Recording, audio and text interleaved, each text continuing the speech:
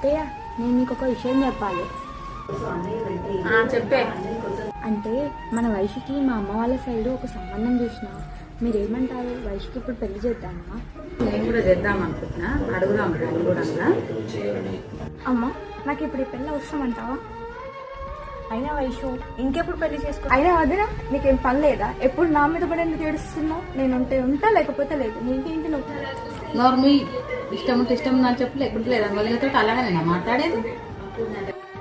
అయినా పెళ్లి గురించి టాపిక్ తీస్తే వదిలేండి, ఎవరితో అయినా ఇలానే మాట్లాడతా. పక్కింటి వాళ్ళు, ఎదురింటి వాళ్ళు అందరూ నాన్న మాటలు అంటుంటే నీకేం అనిపించట్లేదు. అయినా వాళ్ళు ఎవరు ఏమనుకుంటే నాకేంటి? నాకు ఇష్టం లేదు, నేను చేసుకోను అంతే.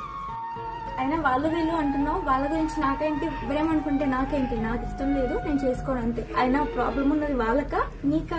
అయినా వదిలన్నదంటే తప్పేముంది, ఇంకెప్పుడు చేసుకుంటావు? అయినా వైషు, నీ ఫ్యూచర్ గురించే కదా నేను చెప్పేది. ఒకసారి నా మాట కూడా అర్థం చేసుకోవచ్చు కదా.